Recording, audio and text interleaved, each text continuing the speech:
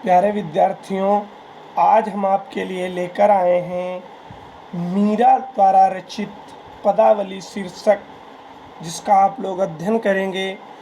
आगे के अन्य भी वीडियो देखने के लिए आप लोग हमारे चैनल को सब्सक्राइब अवश्य करें, लाइक करें, घंटी के बटन को दबाएं। प्यारे बच्चों, हम इसी प्रकार से आपके लिए रोज़ नए वीडियोस लेकर आते हैं। तो एक बार फिर से प्रस्तुत है मीरा द्वारा रचित पदावली शीर्षक। ध्यान दीजिए। बसो मेरे नैनन में नंदलाल, बसो मेरे नैनन में नंदलाल, मोर मुकुट मकराकृत कुंडल अरुण तिलक दिए भाल, मोहन मूरति सांवरी सूरति नैना बने विशाल, अधर सुधारस मुरली राजत उर बैजंती माला, क्षुद्र घंटिका कट तट शोभित नृपुर सबदर साल, मीरा प्रभु संतन सुखदाई भक्त बछल गोपाल। अब यहाँ पर मीरा अपने आराध्य देव भगवान श्री कृष्ण की आराधना करते हुए श्री कृष्ण से कहती है कि आप मेरी आँखों में बस जाओ, बसो मेरे नैनन में नंदलाल, आप मेरे आँखों में बस जाओ। आपके सिर पर जो मोर के पंखों से बना हुआ मुकुट है और कानों में मकर नाम की मछली होती, मछली की आकृति में जो कुंडल सुशोभित हो रहे हैं, इन सभी के कारण आपका सौंदर्य बहुत अच्छा लग रहा है, यानी मनमोहक है। आपके मस्तक पर भालमाने मस्तक होता है, मस्तक पर सुंदर लाल तिलक शोभित हो रहा है, इसलिए मेरे प्राण आपके हो रहे हैं। मीरा आगे कहती है कि हे कृष्ण, आपकी यह सांवरी सलोनी सूरत मन को मोहने वाली है, साथ ही आपके विशाल नेत्र और अमृत रस से भरे हुए सुंदर ओठों पर विराजित मुरली आपकी शोभा को और बढ़ा देती है। श्री कृष्ण के हृदय पर वन के पत्र पुष्पों से निर्मित वैजंती माला सुशोभित हो रही है। उनकी कमर में बंधी करधनी में छोटी छोटी घंटिकाएं यानी छोटी छोटी पड़े हुए हैं। इनके पैरों में जो घुंघरुओं की ध्वनि है वो बज रही है, सुनने में मधुर प्रतीत होती है, यानी पैर में जो छोटे छोटे घुंघरू बंधे हुए हैं उनसे आवाज़ बहुत अच्छी लगती है। मीरा कहती है कि श्री कृष्ण, आप सज्जनों को सुख प्रदान करने वाले और भक्तों से प्रेम भाव रखने वाले, आप मेरे नेत्रों में आकर बस जाओ। आगे मीरा कहती है कि पायो जी मैंने राम रतन धन पायो, क्योंकि वस्तु अमोलक दी मेरे सतगुरु कृपा कर अपनायो, जन्म जन्म की पूंजी पाई जग में सभी खोवायो, खर्चे नहीं कोई चोर न लेवे दिन दिन बढ़त सवायो, सत की नाव खेवटिया सतगुरु भव सागर तर आयो, मीरा के प्रभु गिरधर नागर हरख हरख जस गायो, पायो जी मैंने राम रतन धन पायो। अब यहाँ पर मीरा जी कहती हैं कि मुझे राम नाम रूपी धन, अमूल्य धन जिसकी कोई कीमत नहीं है, रत्न मिल गया है। यह अमूल्य रत्न मुझे मेरे गुरु ने प्रदान किया है, जिससे मैंने गुरु की कृपा मानकर अपना लिया है। यह राम नाम रूपी अनमोल रत्न पाकर मुझे ऐसा प्रतीत हो रहा है या हुआ है मानो जन्म जन्म का खोया हुआ खजाना मुझे प्राप्त हो गया है। इससे पहले मुझे जो कुछ भी प्राप्त हुआ था वह सब इस भौतिक संसार में ही खो गया था, लेकिन अब जो मिला है वो खोएगा नहीं। और इस धन की सबसे बड़ी खूबी यह है कि मैं इसको जितना खर्च कर रही हूँ उतना ये और अधिक बढ़ रहा है, जबकि अन्य धन उनको चोर चुरा सकता है, छीन सकता है, लेकिन यहाँ पर इसको कोई चुरा नहीं कर सकता। ये खर्च करने पर दिन प्रतिदिन और बढ़ रहा है। मीरा कहती है आगे, मुझे तो रूपी नाव प्राप्त हो गई है, जिसके खेवनहार यानी चलाने वाले मेरे सतगुरु हैं। मुझे विश्वास है कि इस सत्य रूपी नाव पर चढ़कर मैं इस संसार रूपी विशाल सागर से पार हो जाऊंगी या कर लूंगी, अर्थात मुझे मुक्ति मिल जाएगी। मीरा कहती है कि चतुर गिरधर गोपाल श्री कृष्ण मेरे स्वामी हैं, मैं सदैव हर्ष पूर्वक उनके नाम का गुणगान करती रहूंगी। यहाँ पर भाषा जो है राजस्थानी मिश्रित ब्रजभाषा है, गुण प्रसाद और माधुर्य है, गीत तात्मक पद छंद है, शैली मुक्तक है, रस शांत और भक्ति है, इस अनुप्रास रूपक पुनरूप प्रकाश आदि अलंकार है। अब देखिए अगला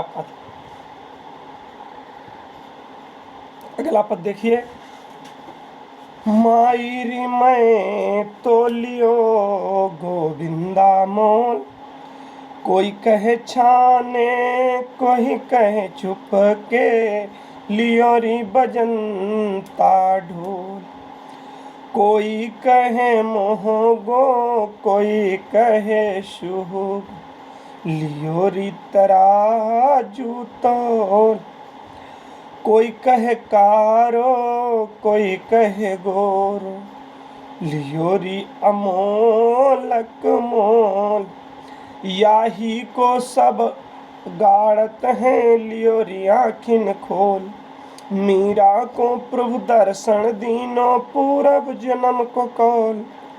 अब यहाँ मीरा अपनी भक्ति और अपनी प्रशंसा का, अपनी जो उसको हर्ष है उसका गुणगान करते हुए मीरा कहती है कि अरे मैया, मैंने तो श्री कृष्ण को मोल ले लिया है, मैंने उन्हें छिपाकर या चुरा कर नहीं खरीदा है, बल्कि डंके की चोट पर ढोल बजा बजा करके खरीदा है।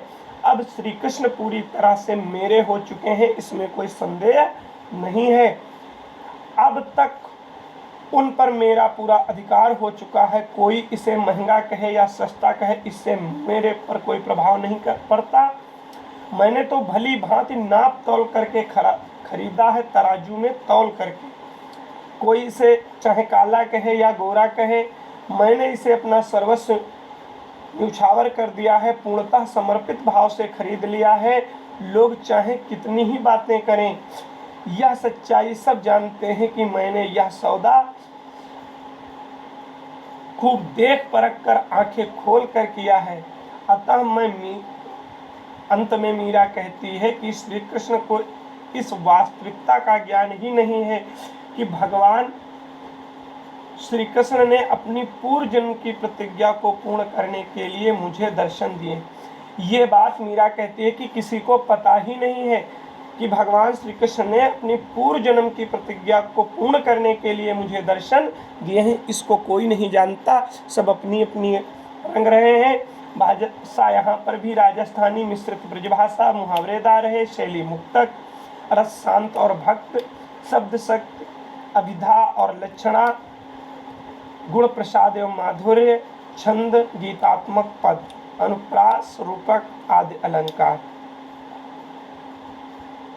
अब अगला पद देखिए, मैं तो सांवरे के रंग राची, साज सिगार बाध पग घुंघरू, लोक लाज तजी नाची, गई कुमति लय साध की संगत, भगत रूप भई साची, गाय हरि के गुण निस दिन, काल व्याल हूँ बाँची, उण बिन सब जग खारो लागत, और बात सब कांची, मीरा श्री गिरधर लाल सुभगत रसीली जांची। देखिए यहाँ पर मीरा कहती है कि भगवान श्री कृष्ण के रंग में मैं रंग गई हूँ, अर्थात उनके कहती है कि सांवरे अर्थात श्री कृष्ण के रंग में ही मैं रंग गई हूँ, श्री कृष्ण के रंग में ही मैं रंग गई हूँ। इसलिए अब मुझ पर कोई प्रभाव नहीं पड़ता कि ये दुनिया क्या कहेगी, कोई कुछ भी कहे, मैं उनसे प्रेम के रंग में रंग गई हूँ, अर्थात प्रेम करती हूँ। भली भांति सब लोग जानते हैं कि मैंने पैरों में घुंघरू बांध करके लोक लाज सत्या तज करके नाची हूँ। साधुओं की सत्संगत से मेरा अज्ञान और दुर्गुण दूर हो गया है। और मुझे ईश्वर के सच्चे रूप का दर्शन हो गया। मैंने दिन रात ईश्वर के गुण गा गा कर स्वयं को काल रूपी सर्प से बचा लिया है, अर्थात अब मुझे संसार में जन्म मृत्यु के चक्र से मुक्ति मिल गई है। अब भगवान श्री कृष्ण के बिना यह संसार व्यर्थ लगता है, उनकी बातों के अतिरिक्त सब बातें ही व्यर्थ लगती हैं। अंत में मीरा कहती है, मुझे सदैव श्री कृष्ण की भक्ति से ही आनंद की अनुभूति होती है। संसार की किसी अन्य वस्तु से अनुभूति की कल्पना नहीं की जा सकती, अर्थात श्री कृष्ण ही मेरे सर्वोपरि हैं, सब कुछ।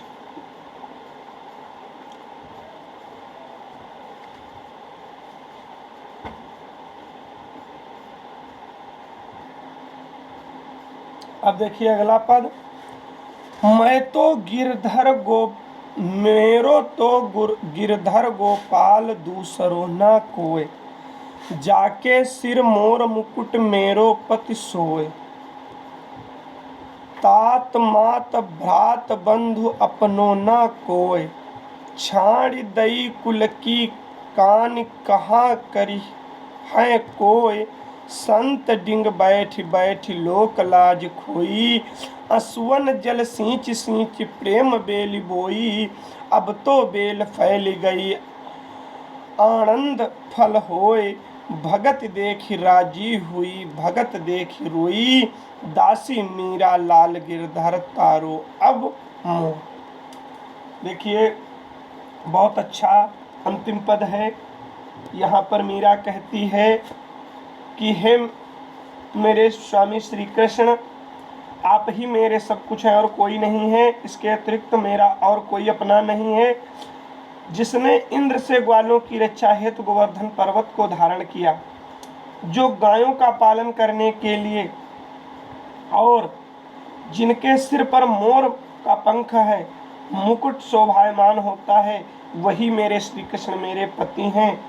यानी गायों का पालन करने वाले, ग्वाल बालों की रक्षा करने वाले, मोर के पंखों से बने हुए मुकुट को धारण करने वाले श्री कृष्ण ही मेरे पति हैं।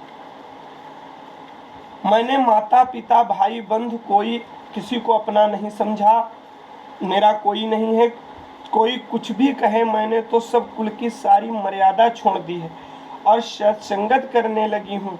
सांसारिक लोक लाज का भी अब मुझे भय नहीं है कि कोई क्या कहेगा। ईश्वर प्रेम की बेल जो मैंने अपने आंसुओं से सींच सींच करके बड़ी की है, वह अब दूर दूर तक फैल गई है और उस पर आनंददायक फल भी लगने लगे हैं। अब मैं इस भक्ति रूपी आनंद फल की अनुभूति में खोना चाहती हूँ, इसी में मुझे प्रसन्नता मिलती है। सांसारिक कार्यों व्यवहारों में मेरी रुचि समाप्त हो गई है। इस नाश्वर शरीर को देखकर मुझे रोना आता है। मीरा कहती है कि हे गिरधर कृष्ण, तुम्हारी भक्ति में लीन तुम्हारी दासी, तुम मुझे इस संसार रूपी भवसागर से पार लगा दो, अर्थात मेरा उद्धार करो, मुझे मोक्ष दे दो, जन्म मरण के बंधन से मुक्त करा दो। इस प्रकार मीरा द्वारा पदावली यहाँ पर समाप्त होती है। प्यारे बच्चों, मीरा की एक बहुत सुंदर रचना है, मीरा सुधा सिंधु से लिया गया ये प्रसंग था, जिसका आप लोगों ने अध्ययन किया। अगली बार आप लोग पढ़ेंगे रहीमदास जी के पद, इसे का अध्ययन करिए और हमें कमेंट बॉक्स में ज़रूर लिखिए अपने सुझाव। सभी के सुझाव सादर आमंत्रित हैं। धन्यवाद।